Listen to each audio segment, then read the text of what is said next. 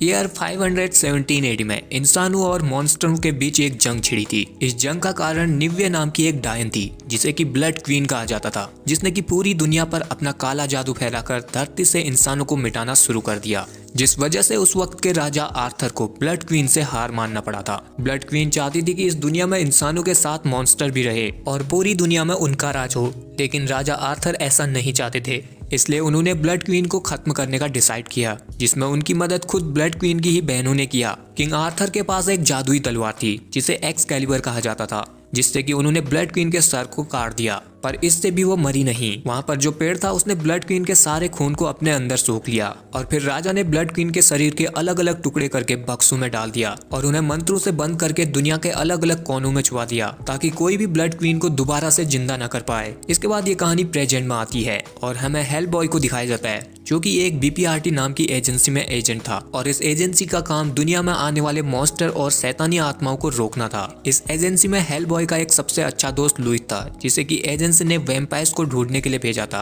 पर तब से वो गायब हो गया, जिसे अब हेल बॉय ढूंढता हुआ एक फाइट क्लब में पहुंचता है, जहां पर लुइस फाइट कर रहा था, पर वो अब बहुत बदल चुका था। वो इधर हेल बॉय को फाइट के लिए चैलेंज करता है।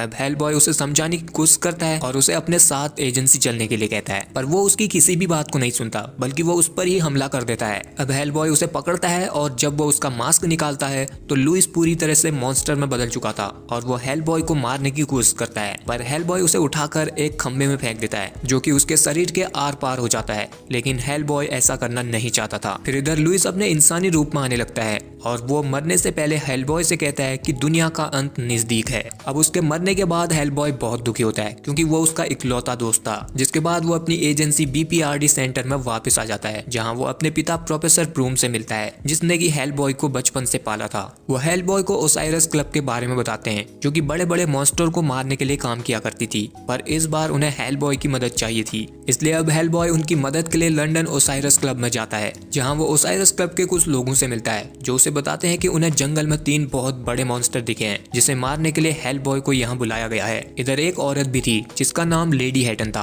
और उसके पास जादुई शक्तियां थी। वो हेल बॉय को उसके जन्म के बारे में बताती है कि जब दूसरा विश्व युद्ध अपने अंत के करीब था, तो जर्मन आर्मी नाजी के कुछ लोग इस युद्ध को जीतने के लिए एक रिचुअल कर रहे थे, जिसकी मदद से वो हेल से कुछ मॉन्स्टरों को बुलाना चाहते थे, जो कि इस दुनिया को मिटाने की ताकत रखते थे। पर उनसे इस रिचुअल में एक गलती हो गई, जिस वजह से हेल से उधर एक बच्चा बाहर निकला, जो कि था हेल बॉय। तभी इधर उसी वक्त प्रोफेसर ब्रूम अपने साथी लॉबस्टर के साथ यहाँ पर पहुंच गए, जिन्होंने वहाँ के सभी लोगों को मार दिया और प्रोफेसर को उधर हेल बॉय मिला, जिसे कि वो मार देना चाहते थे, पर उन्होंने अपने आप को रोक लिया और उसे गोद लेकर खुद पालना शुरू कर दिया। और अब इधर ये सब जानकर हेल बॉय अपने पिता से बहुत नाराज होता है, क्योंकि उन्होंने कभी उसके जन्म के बारे में उसे नहीं बताया था। इसके बाद हमें एक डायन जिसका नाम बाबा यागा था उसे दिखाया जाता है, जिसे कि हेल बॉय ने एक दूसरी दुनिया में कैद कर दिया था। उसके पास यहाँ पर सुअर जैसा एक दिखने वाला मॉन्स्टर आता है, जो कि हेल बॉय से बदला लेना चाहता था, क्योंकि हेल बॉय की वजह से वो सुअर बना था। तो बाबा यागा उसे कहते हैं कि उसे ब्लड क्वीन को फिर से जिंदा करना होगा, जो कि हेल बॉय से बदला लेने में उसकी मदद करेगी।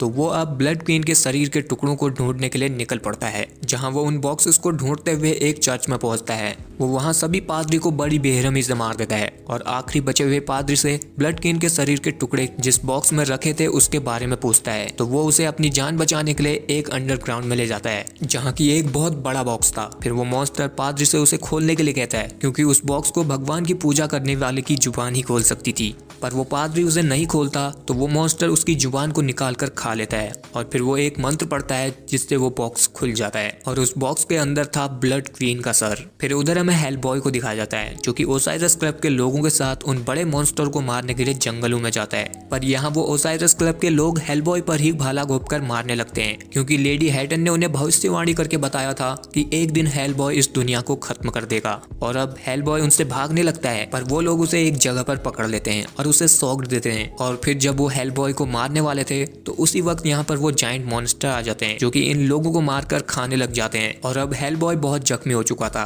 फिर जब वो पानी से बाहर निकलता है, तो वो मॉन्स्टर उसे देखकर उस पर भी हमला करने लग जाते हैं, जिनसे अब हेल बॉय लड़ता है और वो एक एक करके इन जायंट मॉन्स्टर को मार गिराता है। पर इसमें वो भी बहुत घायल और थक चुका था, जिस वजह से वो बेहोश हो जाता है। इसके बाद उधर हमें उस सुअर वाले मॉन्स्टर को दिखाया जाता है, जिसने कि अब ब्लड क्वीन के एक हाथ के सिवा बाकी के सभी हिस्सों को को ढूंढ लिया था। फिर उधर जब हेलबॉय की आंख खुलती है तो वो एक घर में था जहाँ उसके पास एलिस नाम की एक लड़की आती है जो कि हेलबॉय को यहाँ बचा कर लाई थी। इस तरह हमें पता चलता है कि हेलबॉय भी उसे और उसके मॉम डैड को बहुत पहले से जानता था। दरअसल एलिस के पास ऐसी पावर थी कि वो आत्माओं से बात कर सकती थी और वो फ्यूचर और पास्ट को भी देख सकती थी। तभी इधर पर हेलबॉय के पिता प्रोफेसर भी पहुंच जाते हैं, पर हेलबॉय अभी उनसे बहुत नाराज था क्योंकि उन्होंने उसके जन्म के बारे में उसे नहीं बताया। वो जानना चाहता था कि उन्होंने उसे उस वक्त मारा क्यों नहीं, लेकिन इस वक्त प्रोफेसर उससे इस बारे में कोई बात नहीं करते। वो उसे बताते हैं कि कोई है जो कि ब्लड क्वीन के शरीर के टुकड़ों को इकट्ठा कर रहा है और वो उसे जिंदा करना चाहता है। अगर ऐसा हुआ तो फिर ब्लड क्वीन इस पूरी दुनिया को मिटा देगी। फिर वो उसे ब्लड क्वीन के उस आखिरी डिब्बे के बारे में बताते हैं जिसमें कि उसका हाथ था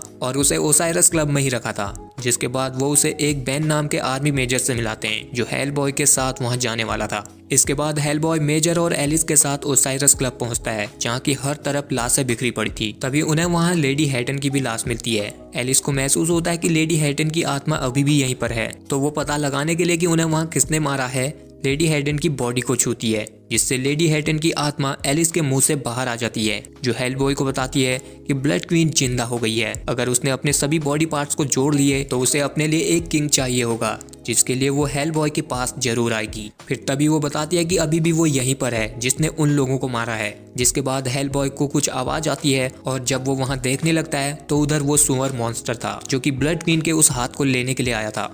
अब इधर हेलबॉय उसके साथ लड़ने लगता है, पर वो सुअर अपनी मदद के लिए इधर ब्लड क्वीन की आत्मा को बुला लेता है जो कि हेलबॉय को बहकाने लगती है कि अगर वो दोनों एक हो जाए तो वो लोग इस दुनिया में राज करेंगे और सभी इंसानों को मिटाकर एक नई दुनिया बनाएंगे जिसमें सभी मॉन्स्टर होंगे और हेलबॉय वहां का राजा होगा। और तभी इसी मौके का फायदा उठाकर वो सुअर ब्लड क्वीन के हाथ को लेकर भाग जाता है। फिर हमें पता चलता है कि इस सुअर के बारे में हेलबॉय पहले से जानता था। वो मेजर और एलिस को बताता है कि जब एलिस छोटी थी तो फेरीज उसे उठाकर ले गई थी और उसकी जगह एक मॉन्स्टर को रख दिया था जो कि एलिस के रूप में वहां पर था। एलिस के मॉम डैड ने हेलबॉय से कहा कि ये उनकी बेटी जैसी दिख तो रही है पर ये है नहीं। तो फिर हेलबॉय सच जानने के लिए उस मॉन्स्टर की तरफ लोहे का एक टुकड़ा ले गया जिससे वो मॉन्स्टर एक सुअर में बदल गया क्योंकि मॉन्स्टर को लोहे की चीजों से एलर्जी थी। जिसके बाद वो मॉन्स्टर यहाँ से भाग गया और फिर हेलबॉय ने फेरीज को धमकाया कि अगर उन्होंने एलिस को वापस नहीं किया तो वो वहीं आकर उनके नामो निशान को मिटा देगा। जिसके बाद फेरीज ने डर से एलिस को उनके घर वापस छोड़ दिया और तब से वो सुअर हेलबॉय से बदला लेना चाहता था क्योंकि वो इंसान के रूप में जीना चाहता था,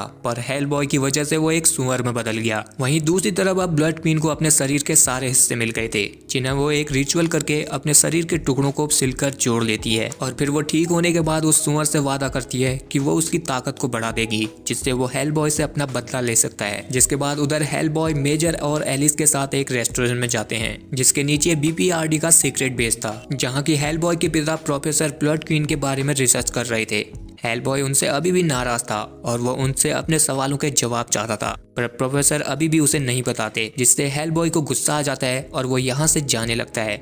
पर जैसे ही वो लिफ्ट में जाता है तो वो लिफ्ट नीचे की तरफ जाने लगती है और हेलबॉय दूसरी दुनिया में पहुंच जाता है जहाँ की उसने बाबा यागा को कैद किया था। वो एक चलने वाले घर के अंदर जाता है जहाँ बाबा यागा उसका स्वागत करती है और उसे बताती है कि उसे पता है कि ब्लड क्वीन कहाँ पर है, पर इसके बदले में उसे हेलबॉय को अपनी आंख देनी पड़ेगी क्योंकि हेलबॉय ने जब उसे यहाँ कैद किया था तो उसने उसकी एक आंख फोड़ दी। तो अब हेलबॉय उसकी बात को तुरंत मान जाता है, लेकिन बाबा यागा को उसकी जुबान पर भरोसा नहीं था। वो उसे किस करके वादा करने को कहती है तो फिर मजबूरी में हेलबॉय को उसे किस करना पड़ता है और फिर बाबा यागा उसे बताती है कि ब्लड क्वीन ने अपने शरीर को जोड़ तो लिया है पर अभी भी उसके पास अपनी शक्तियां नहीं है क्योंकि जब उसे काटा गया था तो उसका खून एक पेड़ ने सोख लिया। इसलिए अब ब्लड क्वीन पेंडल हिल में उस पेड़ के पास जाएगी और अपना खून वापस लेने के बाद ही उसे अपनी सारी शक्तियां मिल जाएंगी। अब ये सब बताने के बाद बाबा यागा हेलबॉय से उसकी आंख मांगती है, पर हेलबॉय उसे कहता है कि मेरे मरने के बाद ले लेना क्योंकि बाबा यागा ने कोई भी उसे टाइम नहीं दिया था कि वो कब देगा उसे आंख। जिससे अब बाबा यागा को गुस्सा आ जाता है और वो उसे धोखा देने के बदले में हेलबॉय को श्राप देती है कि जिससे भी वो प्यार करेगा वो उससे दूर हो जाएगा।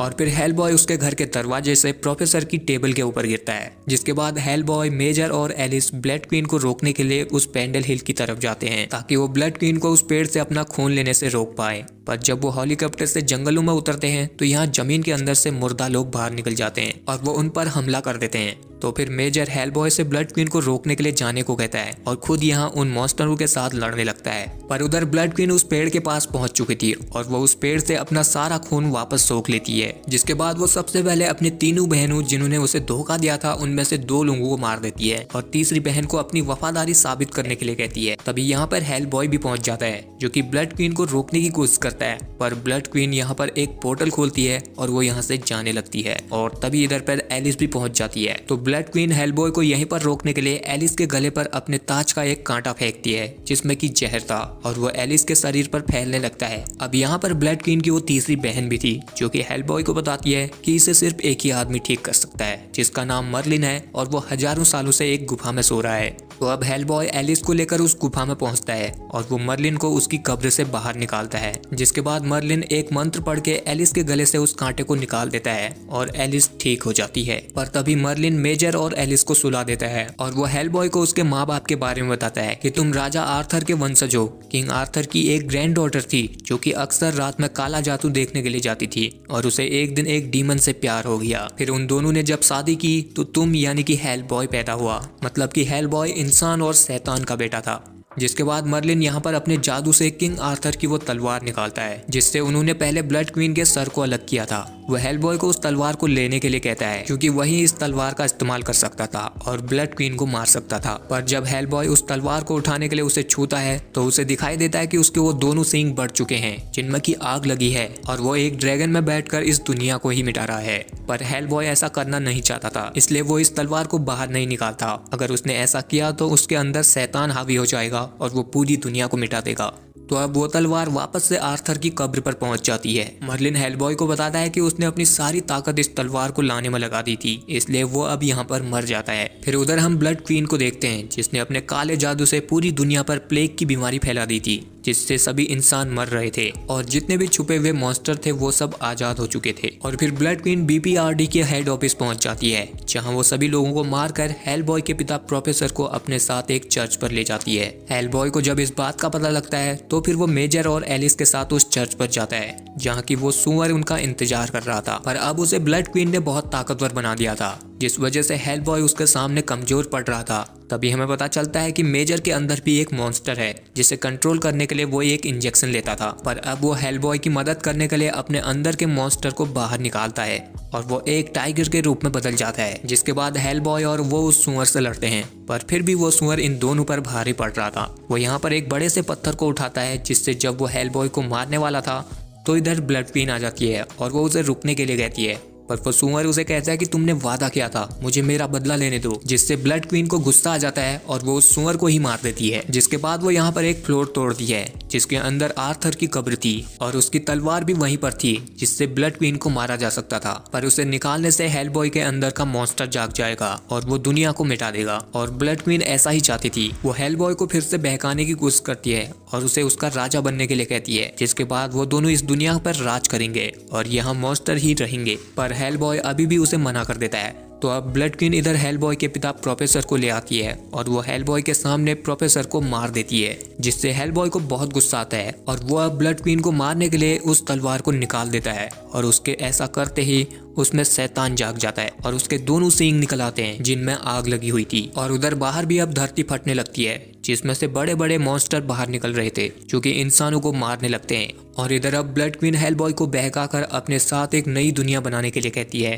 पर तभी एलिस प्रोफेसर की बॉडी को छूकर उनकी आत्मा को यहाँ ले आती है जो कि हेल बॉय को समझाते हैं कि वो अपने आप को रोक सकता है और वो अपने आप को पहचाने, वो एक अच्छा इंसान है जो कि बुराई के लिए लड़ता है और ब्लड क्वीन सिर्फ उसका इस्तेमाल कर रही है। जिससे अब हेल बॉय अपने होश में आता है और वो ब्लड क्वीन का सर उस तलवार से काट देता है। जिसके बाद वो उस तलवार को वापस से जमीन में गाड़कर अपने सींगों को भी तोड़ देता है जिससे दुनिया में जितने भी मॉन्स्टर आए थे वो सभी वापस धरती के अंदर हेल में जाने लगते हैं। और फिर आखिर में हेल बॉय ब्लड क्वीन के सर को भी जमीन के अंदर धड़कती हुई लावा में फेंक देता है और अब सब कुछ पहले की तरह ठीक हो चुका था।